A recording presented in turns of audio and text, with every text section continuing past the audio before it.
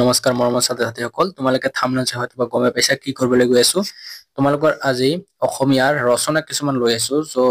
যিখিনি ৰচনা তোমালোকৰ আগন্তুক আহিবলগীয়া এইচএছৰ 3 মাৰ্চ তাৰিখে খুবেই ইম্পৰ্টেন্ট হ'ব আৰু এইখিনি ৰচনাৰ পৰা তোমালোকৰ কোৱেশ্চনখিনি থাকিব।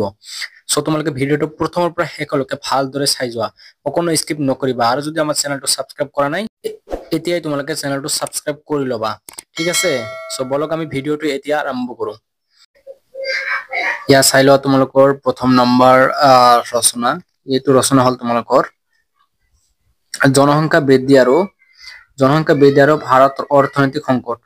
ইয়াত দেখিবলৈ পাইছা তোমালোকে জনসংখ্যা বৃদ্ধি আৰু ভাৰতৰ অৰ্থনৈতিক সংকট 10 মাৰ্কৰ কাৰণে, ঠিক আছে। তাৰপিছত আহা তোমালোকৰ 2 নম্বৰলৈ। 2 নম্বৰত আছে অসমৰ প্ৰাকৃতিক সম্পদ আৰু ইয়াৰ সংৰক্ষণ।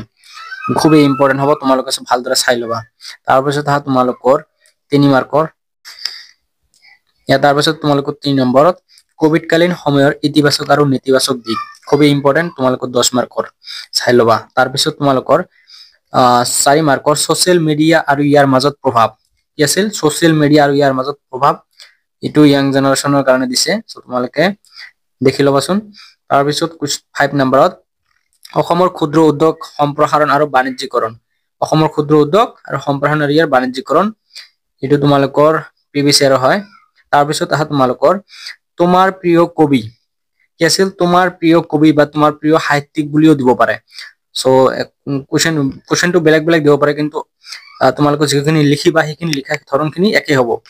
তাৰপিছত আহা তোমালোকৰ 7 নম্বৰলৈ। 7 নম্বৰ তোমালোকৰ দৈনন্দিন জীৱনত বিজ্ঞানৰ প্ৰভাৱ। এইটো তোমালোকৰ খুবেই ইম্পৰ্টেন্ট হয়। তোমালোকে গোটেইখিনি চাই লোৱা। আৰু এবাৰ দেখাই দিছো তোমালোকক, ইয়াত দেখি লোৱা। তোমালোকে 7টা আছে। আৰু তোমালোকৰ যদি ইয়াৰ পিছত তোমালোক ইম্পৰ্টেন্ট কোৱেশ্চনখিনি লাগে, তোমালোকে কমেন্ট কৰি জনাবা। আমি সেইখিনিৰ ওপৰত তোমালোকক ভিডিঅ' এটা বনাই দিম। আজিৰ কাৰণে ইমানেই, ধন্যবাদ।